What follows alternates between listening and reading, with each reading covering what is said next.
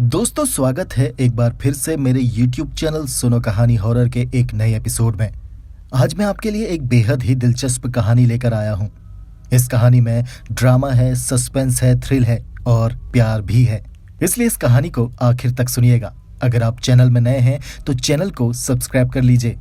चलिए कहानी शुरू करते हैं। मेरा नाम स्टीवन है, स्टीवन हॉकिंस। मैं पेशे से एक डॉक्टर हूँ। मैं लंदन में रहता हूँ और वहीं काम करता हूँ। मेरा घर थेम्स नदी के किनारे पर है। इस कहानी में जो कुछ भी घटा वो घटा एक डॉल की वजह से, एक गुड़िया। ये एक विचित्र कहानी है, पर यह एक सच्ची कहानी है। मुझे भली भांति याद है कि यह सब शुरू हुआ था आज से 3 साल पहले। अक्टूबर का महीना था। एक सुबह सूरज की रोशनी थेम्स नदी से टकराकर मेरे घर पर पड़ रही थी। मैं अपने घर से बाहर निकला और एक दुकान में द टाइम्स नाम का अखबार खरीदने के लिए गया। मेरे घर के बाहर सड़क के एक छोर पे एक फूलों की दुकान हुआ करती थी। मैं उस दुकान के सामने से गुजरा। उस दुकान के रंग बिरंगे फूल और उनकी खुशबू से मेरा मन खिल उठा। वहां से मैं द एबे मार्ग की तरफ मुड़ा और चलता रहा। मैं अक्टूबर की उस धूप की गर्माहट के मजे ले रहा था और कुछ मिनट चलने के बाद मैं अखबार की दुकान में पहुंचा। तभी मुझे याद आया कि मेरी बहन की बेटी का जन्मदिन आने वाला है, तो मैंने सोचा क्यों ना अभी उसके लिए कोई खिलौना ले लिया जाए। मैंने उस दुकान के कांच के डिस्प्ले में देखा। उस डिस्प्ले के अंदर ढेर सारे खिलौने, games, pens, greeting cards, books और न्यूज़पेपर्स रखे हुए थे। उस डिस्प्ले में रखे हुए खिलौनों में से कई खिलौने ऐसे थे जिन्हें मैं कई सालों से उसी जगह में देख रहा था। किसी ने उन्हें नहीं खरीदा और वो वहां वैसी ही पड़ी रही। मुझे भी अपनी भांजी के लिए उनमें से कोई चीज पसंद नहीं आई कि तभी मेरी नजर एक डॉल पर पड़ी जो उस डिस्प्ले के कोने में दूसरे खिलौनों के पीछे छुपी हुई थी। वो कपड़े की बनी हुई बेहद ही खूबसूरत डॉल थी। उस डॉल का चेहरा बहुत आकर्षक था, मगर उसकी आंखों में उदासी छाई हुई थी, मानो जैसे वो अकेलापन महसूस कर रही हो। वो एक बेजान डॉल ही तो थी, फिर भी मुझे उसके लिए बुरा लग रहा था। मैं दुकान के अंदर घुसा। मैं उस डॉल को और करीब से देखना चाहता था। वो दुकान एक आदमी की थी जिसका नाम था Jim Carter. Good morning doctor Steven. मुझे दुकान के अंदर आता देख जिम कार्टर बोला, हमेशा की तरह आप अपना फेवरेट द टाइम्स लेने आए हैं? हाँ बिल्कुल, मैंने कहा। जिम, मैंने आपकी दुकान की खिड़की में एक डॉल देखी है। जिम बोला, ओह, वो पुरानी कपड़ों वाली डॉल? मैंने कहा, हाँ वही जो बाकी खिलौनों के पीछे दबी हुई है। जिम कार्टर बोला, वो डॉल एक असामान्य डॉल है डॉक्टर साहब। मैंने कहा, हाँ लेकिन मुझे वो देखनी है। जिम बोला, हाँ पर वो काफी महंगी है। मैंने जिम से कहा, जिम तुम जानते हो ना कि मैं एक डॉक्टर हूं और डॉक्टर्स बहुत पैसे कमाते हैं। जिम हंसते हुए उस डॉल के पास गया और उसे उस शोकेस से निकाल के मेरे पास ले आया और उसे मेरे हाथ में दिया। मैंने वो डॉल हाथ में पकड़ी और चौंक कर मैंने वो डॉल हाथ से नीचे गिरा दी। वो इतनी कुशलता से बनाई गई थी कि एक पल के लिए मुझे लगा कि वो जीवित है, मानो जैसे उसमें जान है। कपड़े की बनी हुई वो डॉल और उसकी ड्रेस हाथ से बनाई गई थी, ना कि किसी मशीन की मदद से, और उसके चेहरे को हाथों से पेंट किया गया था। मैं उसे करीब से देख पा रहा था और महसूस कर पा रहा था कि उसे किसी ने कितने स्नेह के साथ बनाया है। मेरा दिल उस डॉल पर आ चुका था। मैंने बड़े ही प्यार से उसे टेबल पर रखा और दुकान के मालिक जिम कार्टर से कहा, तो जिम, अब बताओ इसके मैं तुम्हें कितने पैसे दूं? आपके लिए 12 पाउंड डॉक्टर स्टीवन। जिम बोला, 12 पाउंड?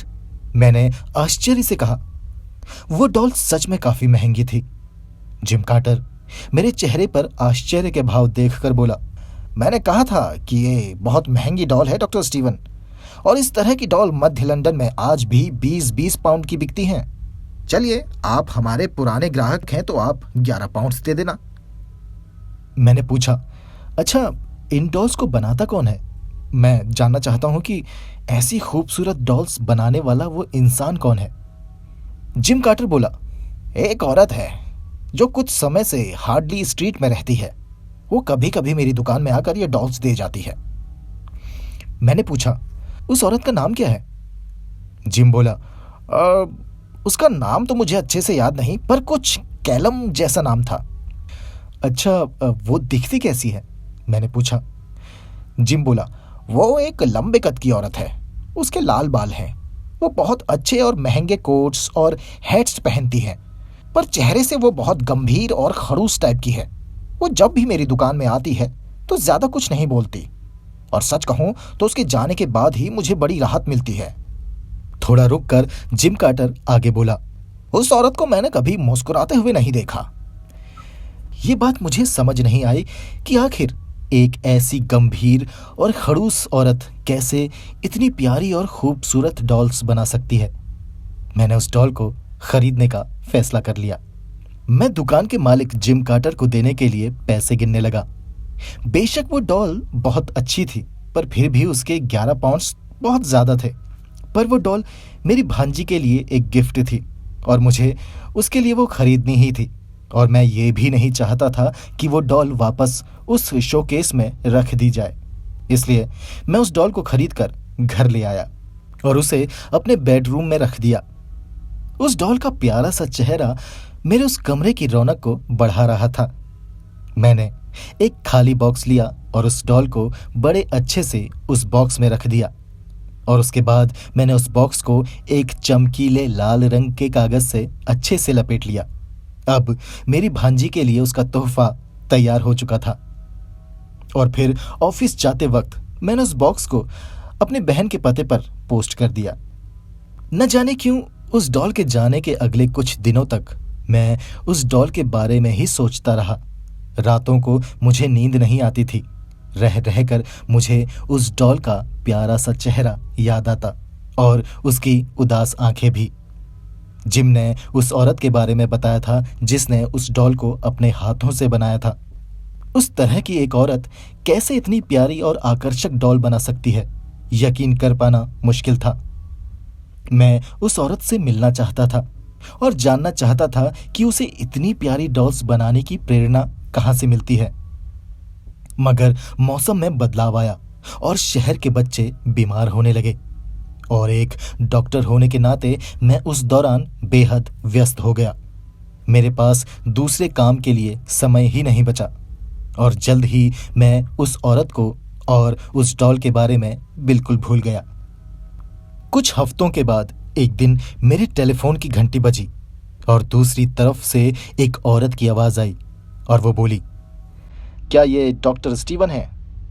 मैंने कहा, हाँ, मैं डॉक्टर स्टीवन बोल रहा हूँ। टेलीफोन के दूसरी तरफ से वो औरत बोली, क्या आप लोगों का इलाज करने के लिए उनके घरों में भी जाते हैं? मैंने कहा, हाँ, कभी कभी। तब आप कितना पैसा लेते हैं डॉक्टर? दूसरी तरफ से वो औरत बोली। उसकी आवाज बेहद ही बुरी थी। ऐसा लग रहा था मानो जैसे उस औरत के लिए पैसा ज्यादा जरूरी है, ना कि बीमार व्यक्ति। वो औरत बोली, मैं हार्डली स्ट्रीट के केक शॉप के बगल वाले घर में रहती हूँ। मेरा कमरा उस बिल्डिंग के 2nd फ्लोर पर है। मैंने कहा, ठीक है, मैं जल्दी ही वहां पहुंच जाऊंगा। कुछ 15 मिनट के बाद मैं उस घर के बाहर पहुंचा जो हार्डली स्ट्रीट के केक शॉप के बगल में था। मैं सीढ़ियों से ऊपर 2nd फ्लोर तक चढ़कर गया। वो सीढ़ियां बेहद संकरी थी और गंदी बदबूदार भी। वहां रोशनी भी बेहद कम थी। मैं उस सीढ़ी से चढ़कर 2nd फ्लोर तक गया। मेरे पहुंचते ही वहां मेरे सामने एक दरवाजा खुला। डॉक्टर स्टीवन, उस अप्रिय आवाज ने मुझे पुकारा। मैंने कहा, हाँ, मैं डॉक्टर स्टीवन हूं, क्या मैं अंदर आ सकता हूं? उस औरत ने कहा, मेरा नाम रोज कैलामिट है। वो एक लंबे कद की औरत थी। उसकी उम्र करीब 45 या 50 के बीच होगी। लाल बाल, काली आंखें और चमकदार लाल होंठ। मैं उसके कमरे में गया। वो एक बदसूरत कमरा था। वहां ठंड बहुत थी। वहां रखा फर्नीचर भी काफी पुराना और बेढंगा था। वहां एक अलमारी थी जिसमें काफी सारी छोटी कांच की बोतलें थी, और तभी मेरी नजर कुछ डॉल्स पर पड़ी कुछ डॉल्स दीवारों में टंगी हुई थी और कुछ लापरवाही से इधर उधर पड़ी हुई थी। हर एक डॉल दूसरी डॉल से बिल्कुल अलग थी, मगर सभी उतनी ही खूबसूरत थी जितनी मेरी वाली डॉल थी। मुझे आश्चर्य हो रहा था कि कैसे वो औरत उन डॉल्स को इधर उधर फेंक सकती है। उस औरत ने मुझे घूर कर देखा और बोली, तुम तो काफी कम उम्र के डॉक्टर मालूम होते हो। मैंने कहा, नहीं, मैं जितना दिखता हूं उससे ज्यादा उम्र दराज हूं, पर आपको अगर मैं छोटा लग रहा हूं तो मैं वापस चला जाता हूं। मेरी बात सुनकर वो औरत हंस पड़ी और बोली, गुस्सा होने की बात नहीं है डॉक्टर, मेरा ये मतलब था कि आप काफी छोटी उम्र में डॉक्टर बन गए। मैंने कड़े स्वर में कहा, देखिए मैडम, मैं एक व्यस्त डॉक्टर हूं, मुझे मरीज को देखने दीजिए। क्या आप मरीज हैं? उस औरत ने कहा, नहीं, मैं नहीं, मेरी भांजी बीमार है, वो पीछे वाले कमरे में है, मैं आपको वहां लेके चलती हूं। अब हम दोनों पीछे वाले कमरे की तरफ चल दिए। मैंने कहा, अच्छा, क्या ये सभी डॉल्स आपने बनाई हैं? उस औरत ने जवाब दिया, हाँ, मैंने ही इन्हें बनाया है, क्यों पूछ रहे हो? मैंने कहा, मैंने किसी के जन्मदिन के लिए एक डॉल खरीदी थी। मेरी बात सुनकर वो औरत जोर से हंस दी और बोली, और तुमने उस डॉल के बदले बहुत पैसे दिए होंगे, क्यों, सही कहा ना मैंने? तब तक हम एक कमरे के दरवाजे के सामने पहुंच चुके थे। वो औरत दरवाजा खोलने लगी और जोर से चिल्लाई, मैरी, डॉक्टर आए हैं। और फिर उसने दरवाजे को पूरा खोला ताकि हम दोनों अंदर दाखिल हो सके।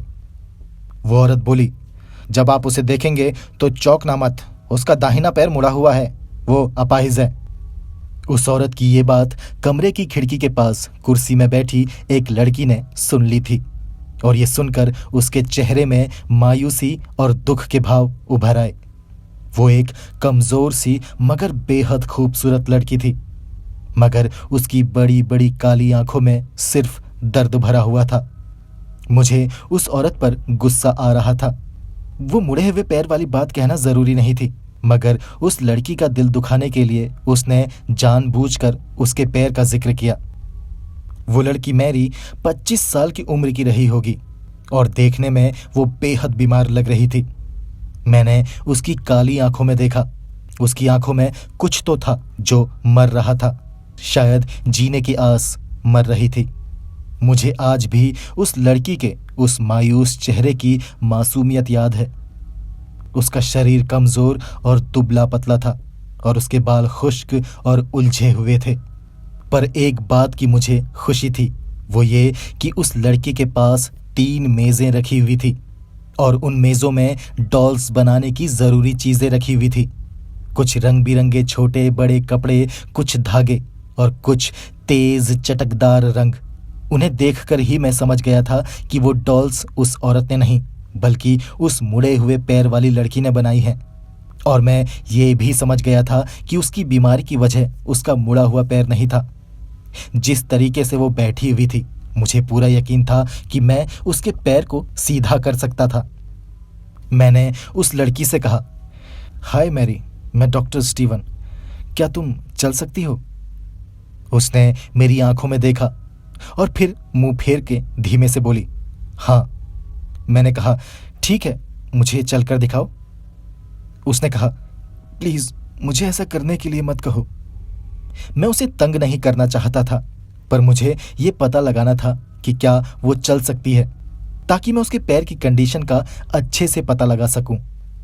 मैंने कहा, मुझे माफ करना मैरी, पर प्लीज एक बार चलने की कोशिश करो, ये इलाज के लिए बेहद जरूरी है।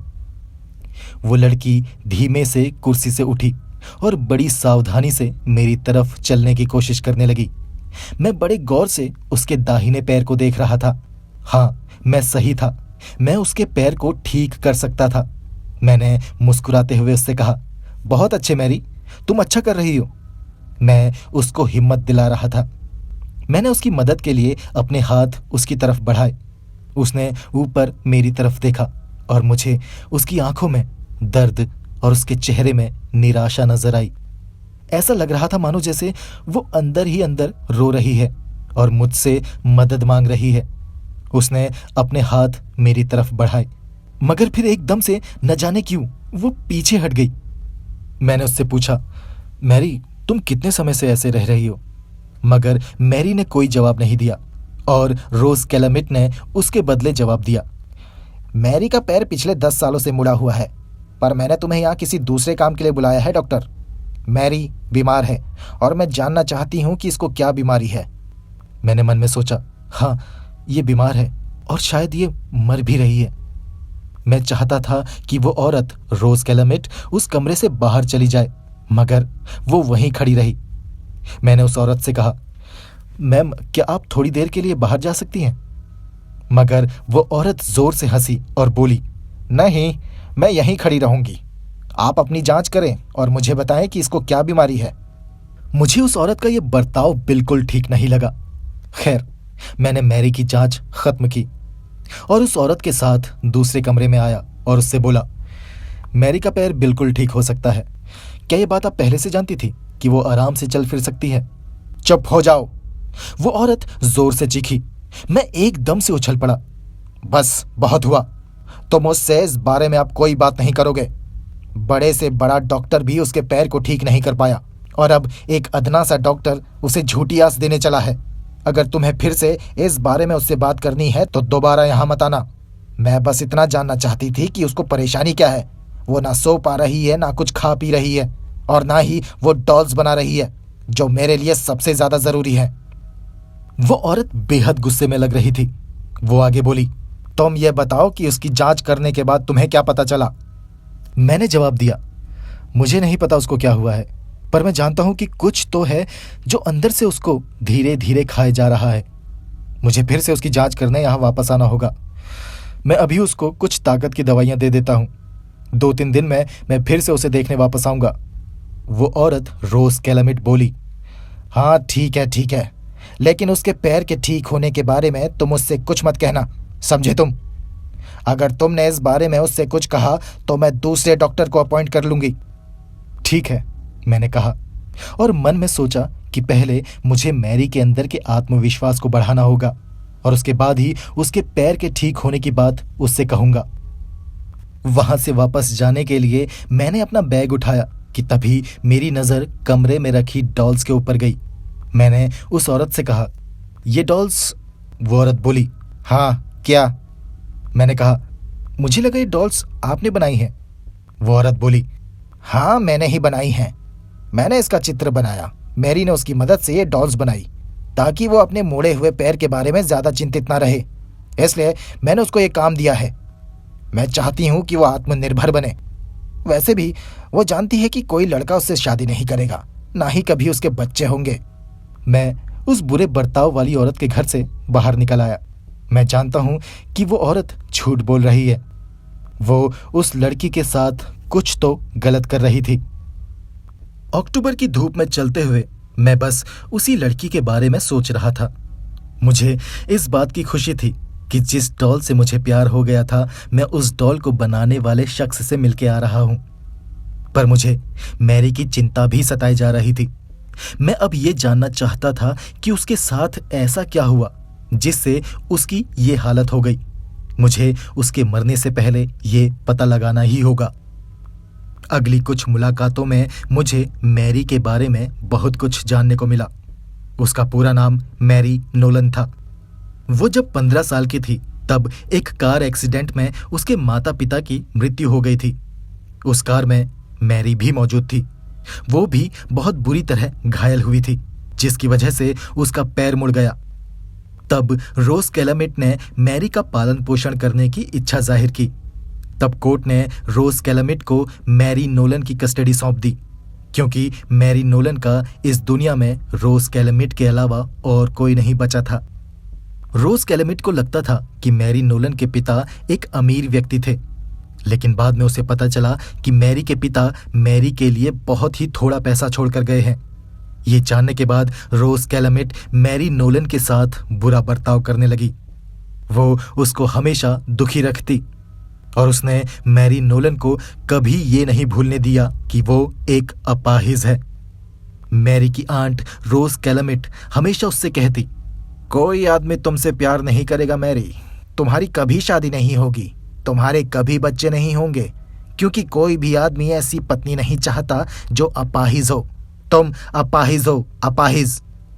धीरे धीरे समय बीतता गया और मैरी नोलन अपनी आंटी की इस बात पर यकीन करने लगी। उसको लगने लगा कि सच में अब उसकी जिंदगी में कुछ नहीं बचा। कोई आदमी उसकी जिंदगी में नहीं आएगा और उससे प्यार नहीं करेगा।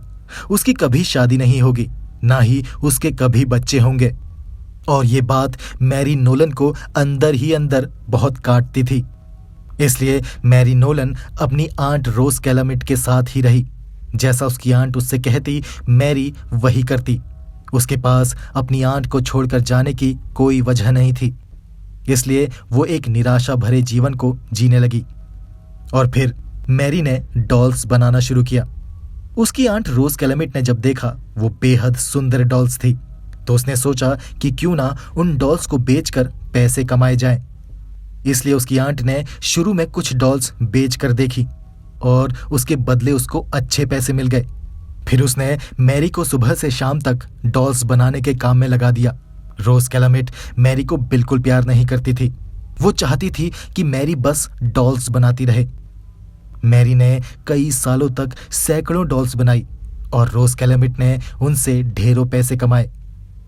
धीरे धीरे मैरी कमजोर और बीमार पड़ने लगी और रोज कैलामिट को चिंता सताने लगी कि अगर मैरी को कुछ हो गया तो डॉल्स कौन बनाएगा, और डॉल्स नहीं बनी तो पैसे आने बंद हो जाएंगे। पर मुझे अब तक ये समझ नहीं आ रहा था कि मैरी को अंदर ही अंदर कौन सी बात खाई जा रही थी जिसकी वजह से वो दिन ब दिन मर रही थी।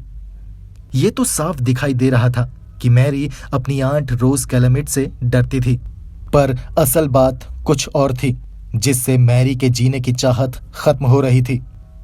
मैं मैरी से सीधे सीधे नहीं पूछ सकता था क्योंकि उसकी आंट रोज कैलामिट हमेशा हमारे आसपास ही होती थी। शायद मैरी मुझसे कुछ कहना चाहती थी, मगर रोज कैलामिट की मौजूदगी की वजह से वो कुछ नहीं कह पाती। और मैं भी मैरी को ये नहीं बता पाता कि मैं उसके पैर को एकदम ठीक कर सकता हूं। पर उससे ज्यादा ये जरूरी था कि मैं ये पता लगा सकूं कि मैरी आखिर और जीना क्यों नहीं चाहती। मैंने मैरी को अब और डॉल्स बनाने के लिए मना कर दिया और मैं उसके लिए कुछ किताबें और चॉकलेट्स ले आया और मैरी से कहा, मैरी, मैं चाहता हूं कि तुम आराम करो, किताबें पढ़ो और अच्छी नींद लो। उसके बाद मैं तुम्हारी फिर से जांच करूंगा। मैरी मेरी आंखों में गहराई तक देखती रही पर कुछ बोली नहीं। उसकी आंट रोज कैलामिट वहीं पास में ही खड़ी थी। मेरी बात से उसकी आंट बिल्कुल खुश नजर नहीं आ रही थी। अगले दिन जब मैं दोबारा मैरी को देखने रोज कैलामिट के घर पहुंचा तो रोज कैलामिट दरवाजे के पास वाले कमरे में बैठी मेरा इंतजार कर रही थी। मुझे देखकर वो बोली, अब आपको यहां आने की जरूरत नहीं है डॉक्टर स्टीवन। मैंने कहा, पर मुझे मैरी की जांच मैं इतना ही बोल पाया था कि रोज ने मेरी बात को बीच में काटा और बोली, मैरी अब पहले से बेहतर है, अब आप जा सकते हैं। Good by doctor. मेरी नजर कमरे के कोने में रखे हुए एक बॉक्स के ऊपर पड़ी। मैंने देखा उस बॉक्स के ऊपर 3 नई डॉल्स रखी हुई थी। उनका चेहरा हमेशा की तरह उतना ही प्यारा था, पर डॉल्स की आंखों में मायूसी थी, मौत थी। अचानक से मुझे मैरी के लिए चिंता सताने लगी। मुझे पूरा यकीन था कि रोज कैलामिट झूठ बोल रही है। मैं रोज को धक्का देकर उसको अपने रास्ते से हटाकर दरवाजे से अंदर घुसकर मैरी के पास जाना चाहता था, पर मैं एक डॉक्टर हूं और डॉक्टर्स को जब जाने के लिए कहा जाए तो उन्हें चले जाना चाहिए। मुझे अभी तक मैरी की असली परेशानी का पता नहीं चल पाया था, पर मैं जानता था कि रोज अब मैरी के इलाज के लिए किसी दूसरे डॉक्टर को बुलाने वाली है। मन मार के मैं वहां से चला गया, पर मैं मैरी को भुला नहीं पाया। अगले कुछ दिनों तक मैं सिर्फ मैरी के बारे में ही सोचता रहा। मुझे उसकी चिंता सताती रही और धीरे धीरे मैं भी मैरी की तरह बीमार पड़ने लगा। शुरू में तो कुछ पता नहीं चला, लेकिन जैसे जैसे दिन बीतते गए मेरी बीमारी भी और ज्यादा बढ़ती गई। मैं अपने एक डॉक्टर मित्र से मिलने गया। मेरे डॉक्टर मित्र ने मुझे बताया कि मेरे शरीर में कोई बीमारी नहीं, शायद मैं काम ज्यादा कर रहा हूं इसलिए कमजोर हो गया हूं, ऐसा मेरे डॉक्टर मित्र ने कहा। पर मैं जानता था कि मेरा काम मेरी कमजोरी की वजह नहीं था।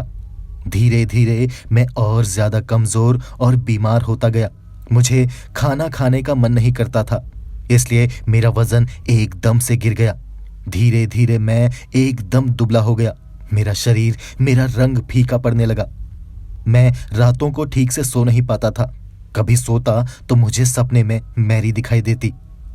मैं सपनों में अक्सर देखता कि मैरी मेरा नाम पुकार पुकार के मुझे मदद के लिए अपने पास बुला रही है और उसके बगल में खड़ी उसकी आंट रोज कैलामिट उसका हाथ पकड़कर उसे मुझसे दूर लेकर जा रही है। मैं हर वक्त मैरी के बारे में सोचता रहता था, पर मैं उसकी मदद करने के लिए एकदम असमर्थ था। मैंने सोचा कि वो मुझसे मदद चाहती है और मैं उसकी मदद नहीं कर पाया। ऐसी ही एक बेचैन रात को जब मुझे नींद नहीं आई, मैं खड़ा उठा। मैं बस कमरे में इधर से उधर टहलता रहा और सोचता रहा अपने बारे में और अपनी बीमारी के बारे में कि आखिर मुझे हुआ क्या। मुझे कोई बीमारी नहीं थी, फिर भी मैं इतना कमजोर और दुबला क्यों हो गया हूं। कमरे में इधर से उधर टहलते हुए मैंने गौर किया कि मेरी बीमारी बिल्कुल वैसी ही है जैसी मैरी की बीमारी थी। और तभी मुझे समझ आया कि आखिर माजरा क्या है। मुझे समझ आ गया था कि मैं मैरी नोलन से प्यार करने लगा था, और क्योंकि इतने समय से ना मैं उसे देख पा रहा था ना उससे मिल पा रहा था, और मैं बस उसके बारे में ही सोच रहा था, और उसकी मदद नहीं कर पाने की वजह से मैं दुखी था। इसलिए मेरा मन कहीं नहीं लग रहा था, ना खाने पीने में ना ही अपना ख्याल रखने में। इसलिए मैं बीमार पड़ रहा था, और यही वजह थी मैरी नोलन की बीमारी की भी। अब मुझे समझ आ गया था कि मैरी नोलन के साथ क्या परेशानी है। वो जीना क्यों नहीं चाहती। वो इसलिए मर रही थी क्योंकि उससे कोई प्यार करने वाला नहीं था। इस दुनिया में कोई ऐसा नहीं था जो उसको जीने की आस दे सके और एक अच्छा भविष्य दे सके। उसके माता पिता मर चुके हैं। एक आंट है जो उसको अपने पास सिर्फ इसलिए रखे हुए है क्योंकि मैरी की बनाई हुई डॉल से वो पैसा कमाती है।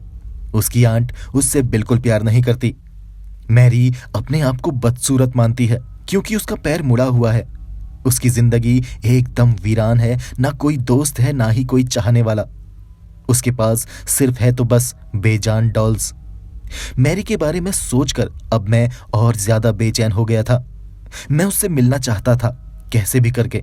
मैंने खुद से कहा, मुझे उसके पास जाना होगा, उससे बात करनी होगी, मुझे उसकी मदद करनी होगी। इससे पहले कि मैं उसको हमेशा के लिए खो दूं, मुझे उसके पास जाना ही होगा। मैं पूरी रात मैरी नोलन के बारे में ही सोचता रहा। अगली सुबह मैंने जिम कार्टर की दुकान में कॉल किया और कहा, हेलो, मैं डॉक्टर स्टीवन बोल रहा हूं, क्या तुम मेरी एक मदद करोगे जिम? जिम बोला, हाँ डॉक्टर स्टीवन, क्यों नहीं। आपने पिछले साल मेरे बेटे की जान बचाई थी।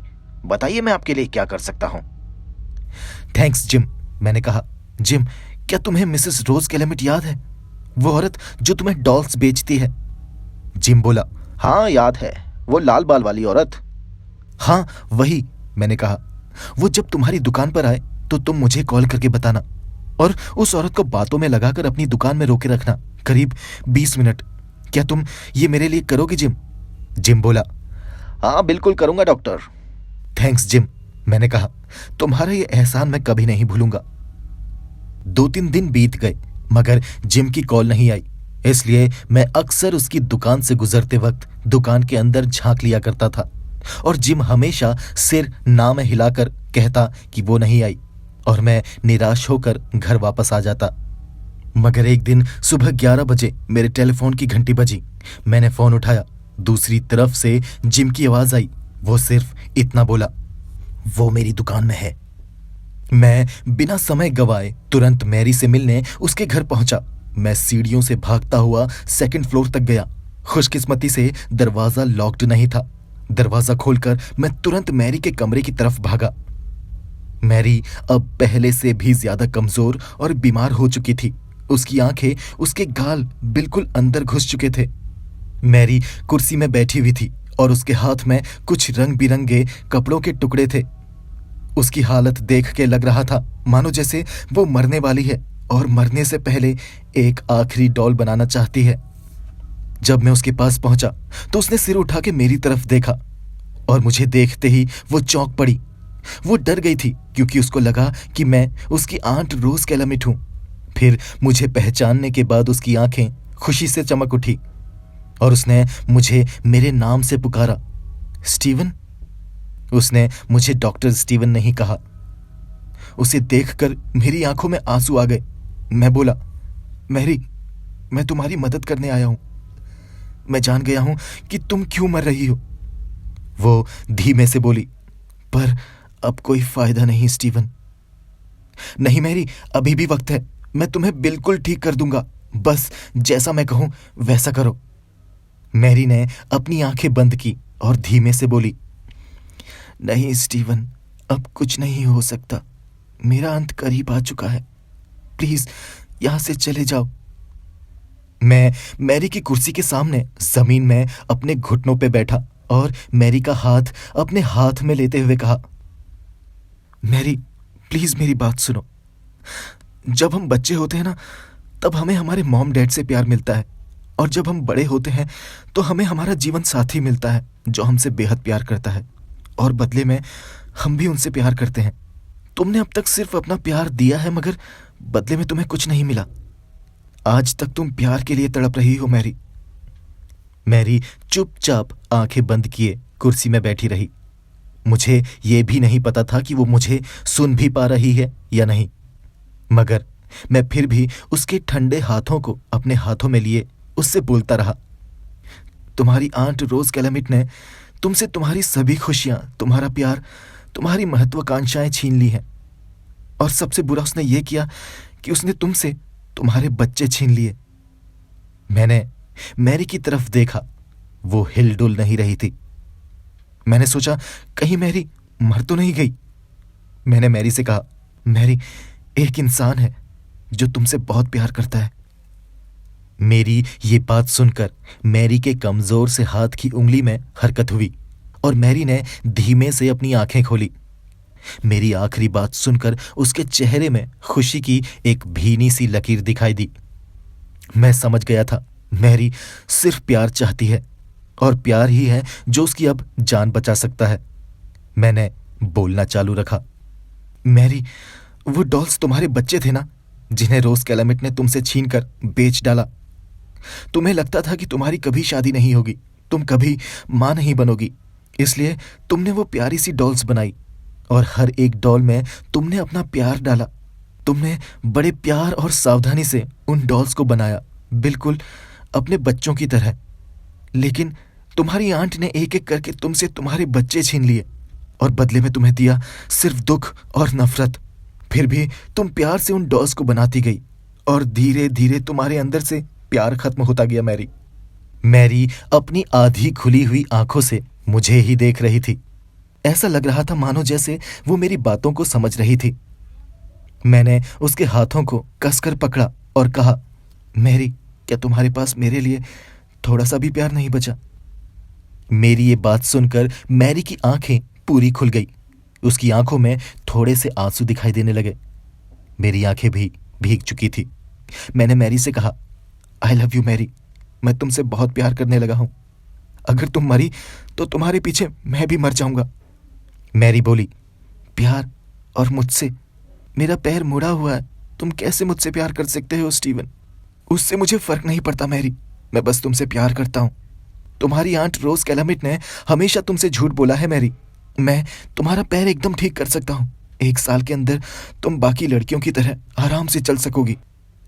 ये सुनकर एक आंसू मैरी की आंखों से गिरकर उसके गाल से नीचे बहने लगा।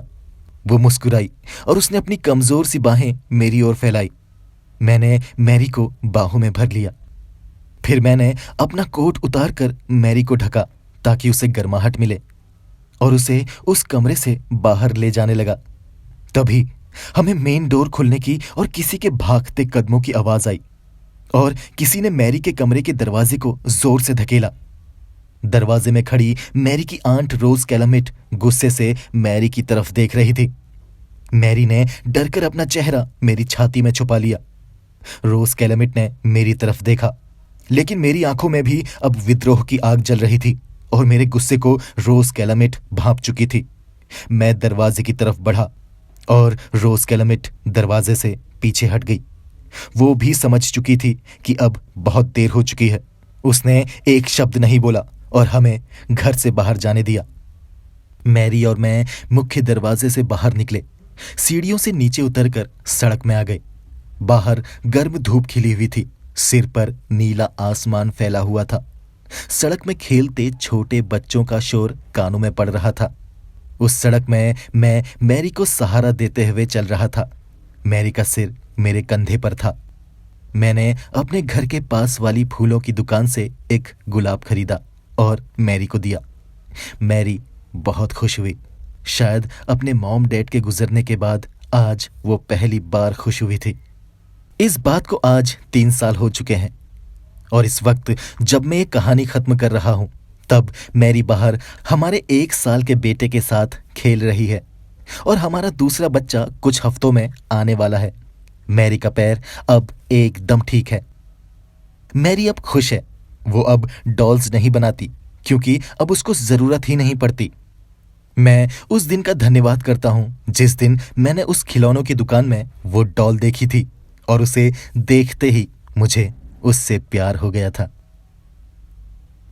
दोस्तों, अगर ये कहानी आपको अच्छी लगी तो उसको लाइक करें। चैनल सब्सक्राइब नहीं किया तो सब्सक्राइब कर लें। मेरे चैनल में इसी तरह की कई और दिलचस्प कहानियां हैं, उन्हें भी जरूर सुनें। चैनल से जुड़े रहें। मुझे और इस कहानी को यहां तक सुनने के लिए आपका धन्यवाद।